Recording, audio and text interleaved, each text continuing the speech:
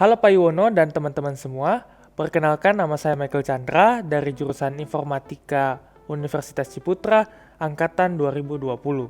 Jadi di sini saya akan menjelaskan mengenai implementasi LAMP di web server Amazon, khususnya di EC2, lalu implementasi WordPress di eh, Amazon Web Server EC2, dan sekaligus menunjukkan hasil dari WordPress yang telah saya buat.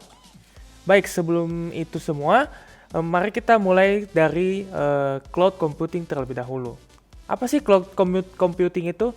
Jadi, cloud computing itu merupakan sebuah proses pengolahan daya komputasi melalui jaringan internet yang memiliki fungsi agar semua program yang dijalankan dalam komputer dapat terkoneksi antar satu sama lain di waktu yang sama. Jadi secara singkat, cloud computing ini merupakan teknologi yang menjadikan internet sebagai pusat server untuk mengelola data dan juga berbagai aplikasi dari penggunanya. Cloud computing sendiri dapat memudahkan penggunanya untuk menjalankan aplikasi dan program tanpa harus menginstal aplikasinya di dalam laptop atau PC mereka. Karena semua aplikasi dapat dijalankan dan diakses informasinya dengan berdasarkan server, yaitu internet. Jadi web server sebagai contohnya. Baik, itu dia perkenalan singkat mengenai cloud computing. Jadi sekarang kita akan masuk ke dalam Amazon Web Server dan bagaimana cara menggunakannya hingga kita dapat membuat website pribadi kita. Oke, baik, jadi kita akan memulai AWS server kita. Jadi di sini kita menggunakan AWS Educate karena kita ada pelajar. Jadi URL-nya itu kita bisa masuk ke aws.amazon.com/education/awseducate atau bisa langsung menggunakan awseducation.com. Jadi di sini ada pilihan join AWS Educate atau sign in. Jika belum pernah, bisa melakukan dengan menekan join. Jika sudah pernah memiliki akun, bisa dengan sign in to AWS Educate. Oke, lalu di sini masukkan email dan password kita.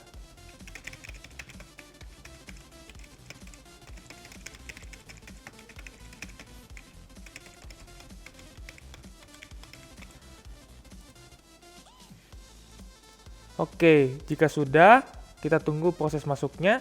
Akan tersedia menu seperti ini, kita pilih AWS Account. Lalu kita pilih AWS Educate Starter Account.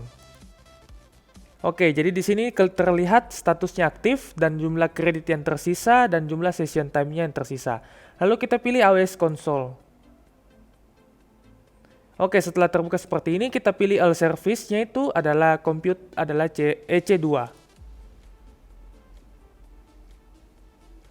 Oke, setelah terlihat seperti ini, kita masuk ke pilihan instance, lalu kita pilih launch instance, dan di sini kita scroll sedikit ke bawah, dan kita cari Ubuntu 20.04. Kita bisa cari langsung di sini, Ubuntu. Ya, kita dapat Ubuntu server 20.04, lalu kita select. Lalu yang ini kita cari yang free tier eligible, karena kita menggunakannya secara gratis. Lalu kita next kembali. Lalu di sini kita bisa auto assign public IP-nya kita set ke enable. Lalu kita add storage. Di sini kita bisa memperbesar size-nya. Di sini 8 GB, kita bisa naikkan ke 16, ke 24, ke lebih besar lagi 32 GB. Kita pilih 16. Oke, setelah itu kita add text. Di sini kita bisa opsional menambahkan teks atau tidak. Sebagai contoh di sini saya akan menggunakan teks. Saya beri nama WordPress Web 123, WordPress Web 123. Oke, setelah itu kita next lagi configure security group. Ya, di sini kita akan memberi nama pada security group. Saya memberi nama yang sama saja, WordPress Web 123. Lalu di sini untuk tipenya kita tambah 2. Ada protokol HTTP dan protokol HTTPS. Oke, lalu source-nya kita ke anywhere. Oke, setelah itu kita pilih yang create a new security group karena kita akan membuat baru, lalu review and launch. Oke, setelah ini langsung saja di launch. Jadi di sini choose an existing key pair. Nah, kita akan membuat key pair yang baru. Jadi kita pilih create a new key pair. Lalu key pair name-nya WordPress web 123. Lalu kita download key pair. Oke, akan muncul seperti ini. Kita oke saja. Lalu kita launch instance. Oke, akan muncul seperti ini. Oke, untuk tahap selanjutnya kita akan view instance. Lalu kita akan melihat sini yang running, ini yang barusan kita buat tadi dengan statusnya 2 dari 2 checks. Oke, tahap selanjutnya kita akan masuk ke dalam Elastic IP. Ini fungsinya agar IP yang kita gunakan nanti tidak berubah-berubah. Jadi IP-nya cuma itu saja. Oke, kita allocate Elastic IP address. Lalu di sini kita langsung saja pilih allocate. Oke, jadi akan ada 54 ini berbeda-beda setiap orang. Oke, lalu kita klik. Lalu kita associate Elastic IP address. Oke, setelah itu kita pilih instance. Kita pilih yang running, yang sudah berjalan tadi. Oke, private IP address-nya muncul. Tinggal kita klik. Lalu centang yang allow this Elastic IP address to be reassociate. Oke, baik. Jadi Elastic IP address associated successfully. Jadi IP kita tidak akan berubah-ubah. Jadi sudah stay di 549016.168. Oke, selanjutnya kita kembali ke instance. Lalu kita lihat yang running ini. Ini sudah statusnya cek, berarti sudah berjalan. Lalu kita masuk. Lalu kita tekan connect. Lalu kita muncul SSH client seperti ini. Nah, kita ke EC2 Instance Connect. Oke, jika sudah kita akan menggunakan aplikasi bernama Puttygen untuk Windows. Oke, Puttygen. Oke, setelah itu kita load. Yang kita load adalah aplikasi file yang sudah kita download tadi. Tapi kita ubah dulu ekstensi filenya ke all files. Lalu kita akan terlihat seperti ini, pem file. Lalu kita open. Oke, akan terlihat begini, successfully imported. Lalu kita oke. Lalu kita save private key. Lalu kita yes. Kita akan save misalnya di sini kembali WordPress website misalnya 123.ppk. Lalu kita save. Lalu kita generate. Oke, baik. Jadi ini sudah selesai. Lalu kita close saja. Oke, setelah itu kita akan masuk ke Putty biasa. Maaf, typo. Putty biasa. Lalu di sini hostname or IP address-nya kita masukkan public IP address-nya. Kita copy. Lalu kita paste. Lalu kita masuk ke SSH, kita perbesar, kita expand, lalu kita ke out. Lalu kita browse private key yang telah kita buat tadi dengan Puttygen. Kita browse, kita download. Oke, ini dia WordPress website 123.ppk yang telah kita buat tadi. Lalu kita open. Lalu kita lihat. Oke, jika sudah benar semua kita open. Jika ada seperti ini, kita tekan yes. Login as, kita pilih sesuai username-nya Ubuntu.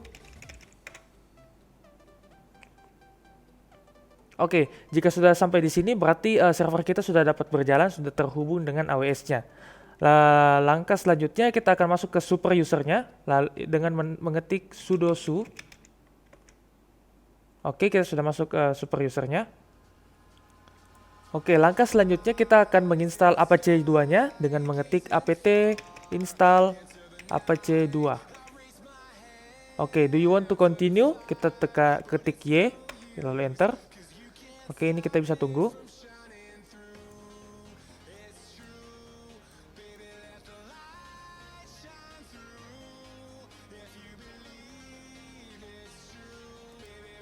Oke, jadi jika sudah selesai, kita akan masuk dengan perintah UFW enable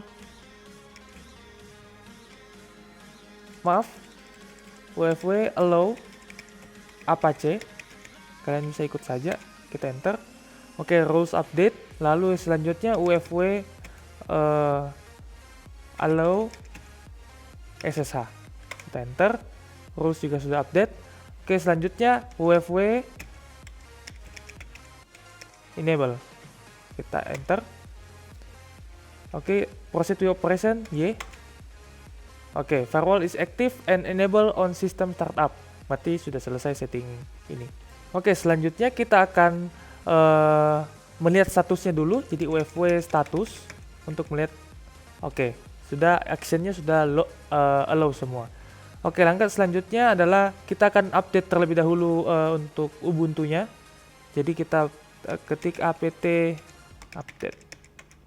Enter. Oke, kita tunggu saja prosesnya.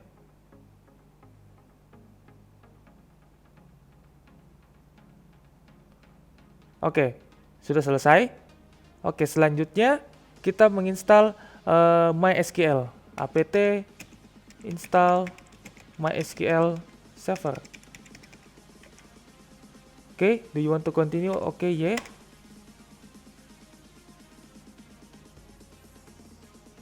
Oke, ditunggu saja prosesnya.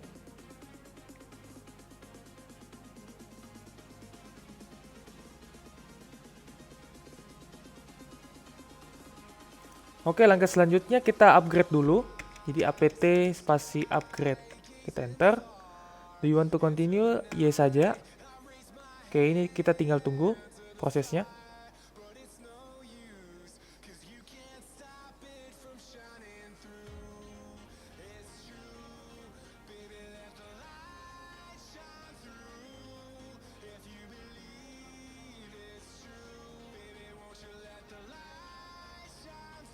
Oke, jika sudah selesai, kita akan masuk ke MySQL. Kita secure installation. Kita enter. Oke, lalu kita Y untuk yes. Oke, ini untuk policy kita akan pilih yang paling low saja, biar paling mudah. Kita bisa pilih 0. New password. Passwordnya misalnya saya gunakan password. Ini kalau kita ketik tidak akan muncul di layar, jadi kita ketik saja sesuai dengan keyboard yang kita lihat.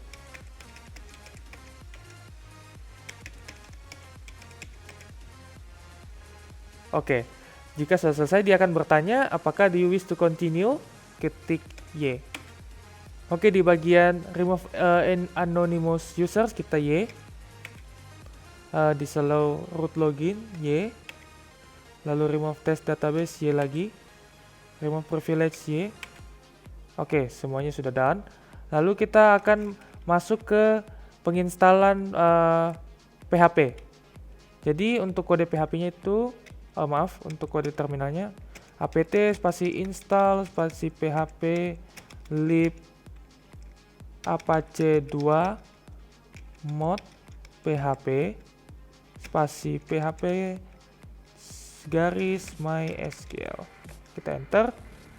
Do you want to continue? Kita Y. Oke, tinggal ditunggu sampai prosesnya selesai.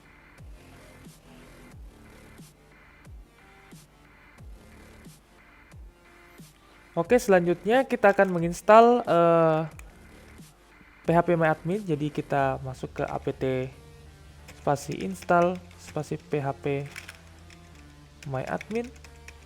spasi php garis mbstring spasi php garis zip spasi php garis gd spasi php garis json spasi php garis curl. Lalu kita enter. We want to continue, kita Y. Oke, akan muncul seperti ini. Kita tekan spasi untuk memilih, lalu kita tekan tab. Oke, lalu kita enter.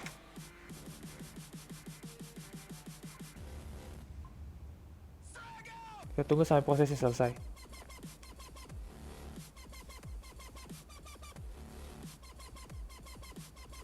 Oke, akan muncul seperti ini. Dia akan memilihkan kita yes atau no. Kita tekan yes saja, enter.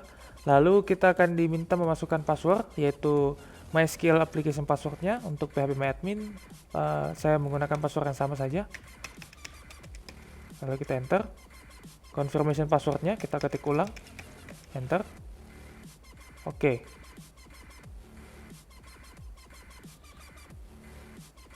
Oke, ini errornya karena password doesn't satisfy the current policy requirement. Jadi kita retry, kita buat yang lebih susah. Oke, jadi di sini aku pilih Unix socket, kita spasi, enter. Lalu kita default saja.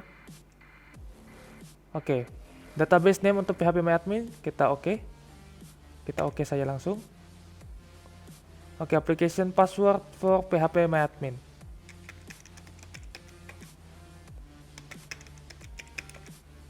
Oke, jika ada seperti ini, kita abort saja. Oke, errornya tidak usah dilihat. Kita lanjut. Oke, langkah selanjutnya adalah kita masuk ke MySQL. Oke, setelah itu kita masuk ke perintah uninstall komponen, lalu spasi, tanda petik, file, titik 2, garis miring komponen, underscore validate, underscore password. Oke, lalu kita tanda petik lagi, lalu kita titik koma, enter. Oke, lalu selesai. Kita tekan exit. Lalu kita ketik lagi apt install phpMyAdmin. Oke, do you want to continue? Yes. Oke, akan muncul seperti ini. Kita yes saja. Oke, setelah itu kita masuk ke MySQL. Lalu kita ketik install komponen, spasi, tanda petik, file, titik 2, garis miring komponen.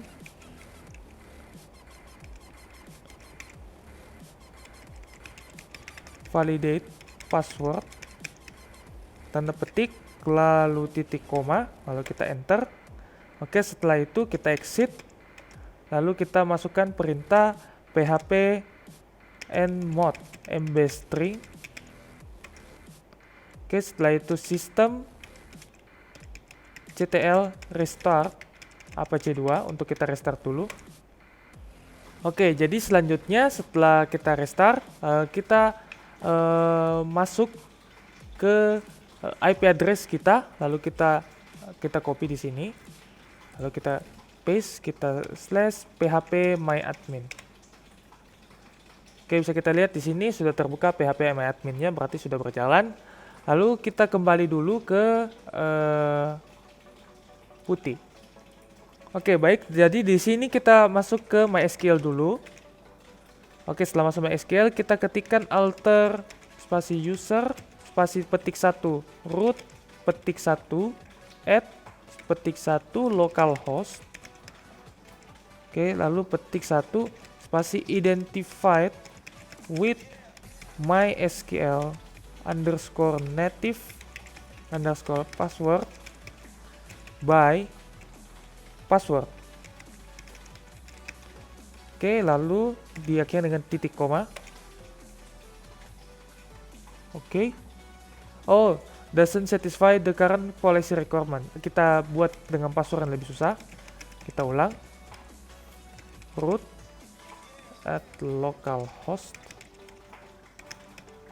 identified with MySQL native password by, misalnya P besar password @123, lalu kita titik koma. Oke, query-nya oke, berarti sudah berhasil dengan password yang baru yang lebih susah. Oke, kita kembali, kita exit di sini. Lalu kita masuk kembali ke phpMyAdmin, kita refresh passwordnya. Oke, di sini kita username-nya root dengan password yang kita sudah masukkan tadi. Oke, kita enter.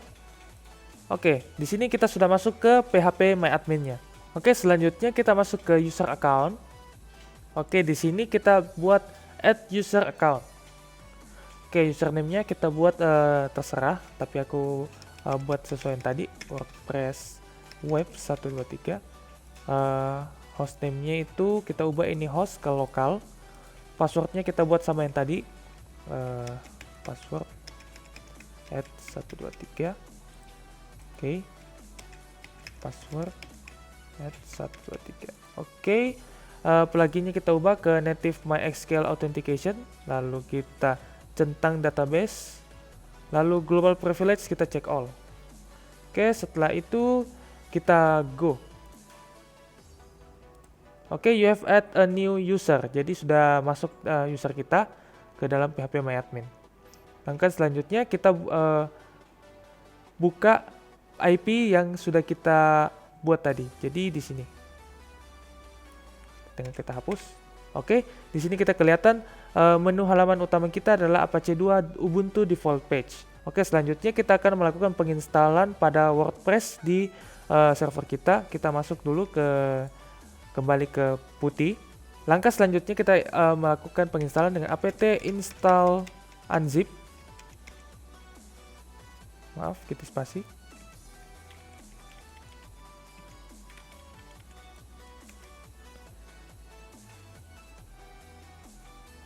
Kita masuk ke cd/var/www. Oke, kita sudah berpindah. Lalu kita ketik wget https://wordpress.org/latest-zip. Oke, setelah itu kita enter. Oh, maaf, terjadi typo. Wget https://wordpress.org/latest-zip. Oke, dia sudah mendownload. Oke, sudah selesai. Lalu kita ketikkan unzip latest.zip. Jadi kita lanjut dengan FileZilla. Oke, kita FileZilla. Oke, kita tutup. Lalu kita ke sudut kiri atas yang Open the Site Manager. Oke, di sini kita New Site. Lalu kita masukkan misalnya WordPress Web 123. Kita enter. Lalu di sini protokolnya kita pindah ke SFTP, SSH File Transfer Control Protocol. Maaf. Lalu kita hostnya kita pilih ke CSK Client, lalu kita yang ini nomor 4 public DNS kita paste, lalu logoutnya kita ubah ke key file, kita browse ke downloads, lalu kita cari yang pem files. Oke, lalu open. Oke, nama usernya di sini adalah Ubuntu. Oke, setelah itu kita connect, lalu kita do not save.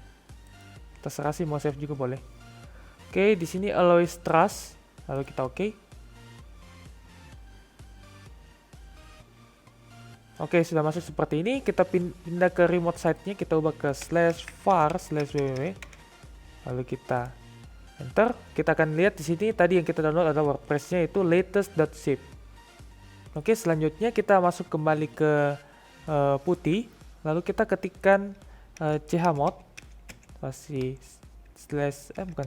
garis R 777 spasi /etc lalu Apache 2, enter, lalu chmod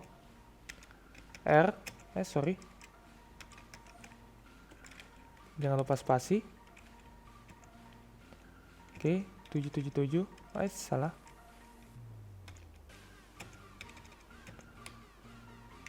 var/www, enter, lalu chmod R lagi 777 var www WordPress. Oke, selanjutnya kita ke FileZilla, lalu di sini kita refresh. Oke, sudah refresh selesai, lalu kita masuk ke remote site-nya itu ke etc/apache 2, enter. Oke, muncul seperti ini. Kita expand. Kita lihat di sini site enabled-nya ada default conf. Kalau sudah muncul seperti ini, kita ke sites available. Oke, di sini ada 000default.conf, ada ssl.conf. Jadi di sini kita drag ke file kita. Misalnya seperti aku bukanya di user sini. Jadi kita tinggal drag, saya drag ke sini.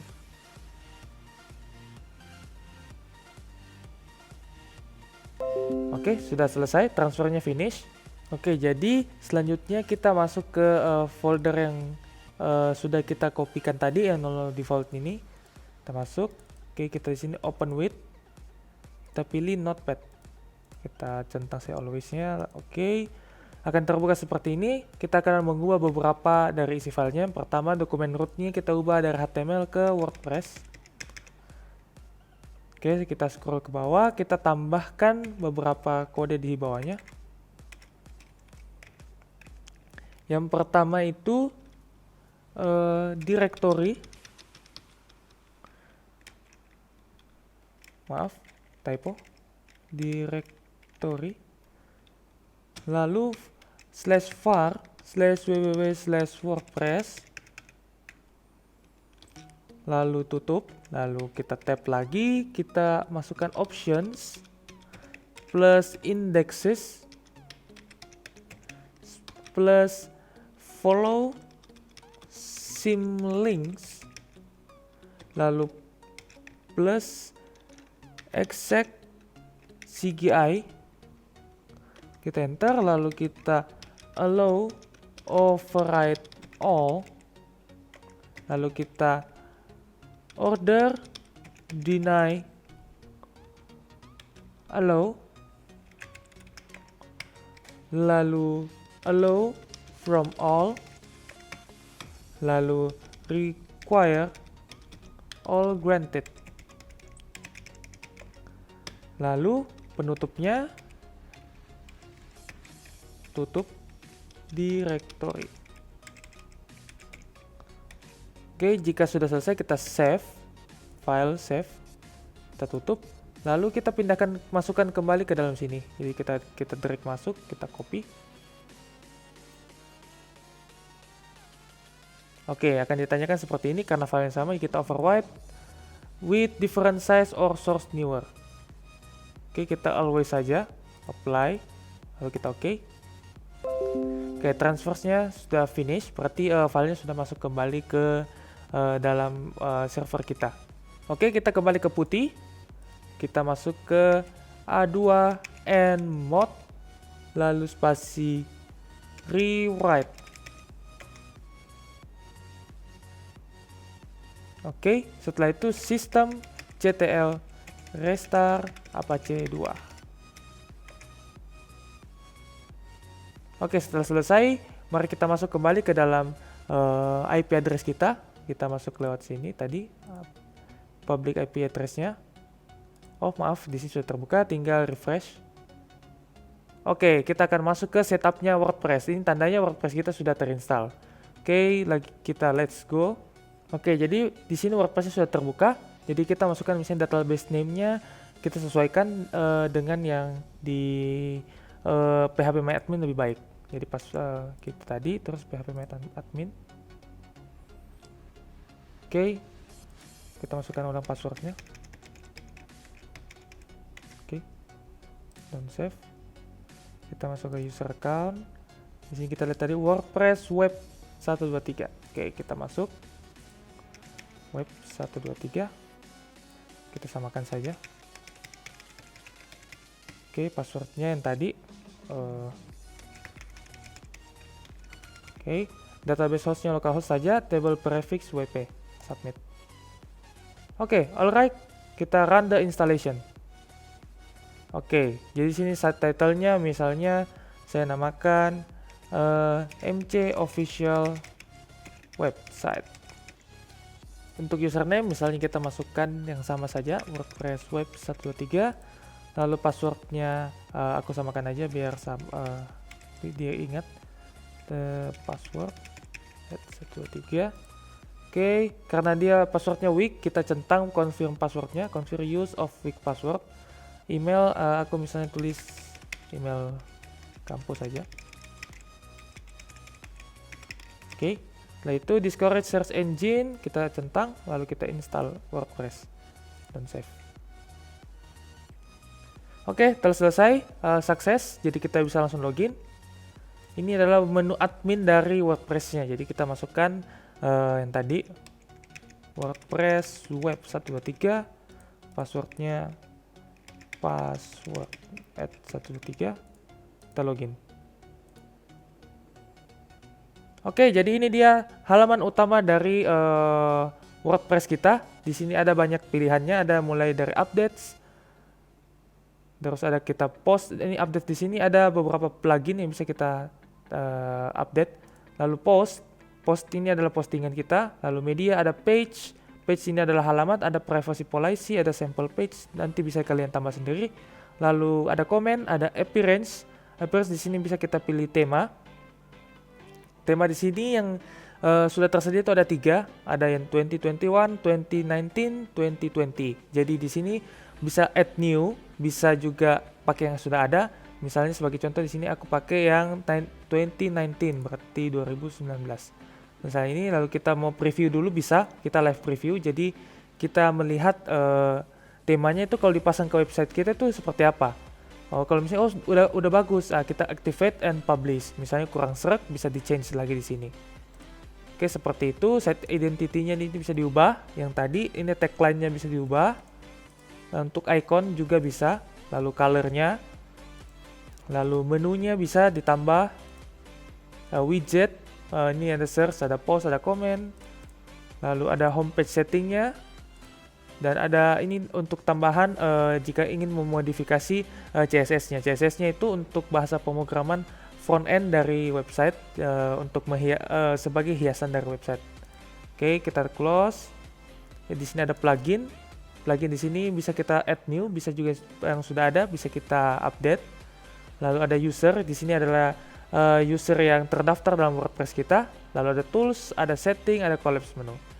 Oke, jadi itu dia cara untuk menginstal, langkah-langkah menginstal WordPress di menggunakan AWS, Amazon Web Server, mulai dari penginstalan putih, penginstalan Apache-nya, Apache 2, lalu penginstalan WordPress-nya sendiri, hingga bisa terbuka seperti ini. Jadi ini kalau kita mau ke halaman utama, tinggal masukkan saja IP yang terdaftar tadi. Jadi misalnya ini kita visit site, maka akan terlihat ini belum ada isinya.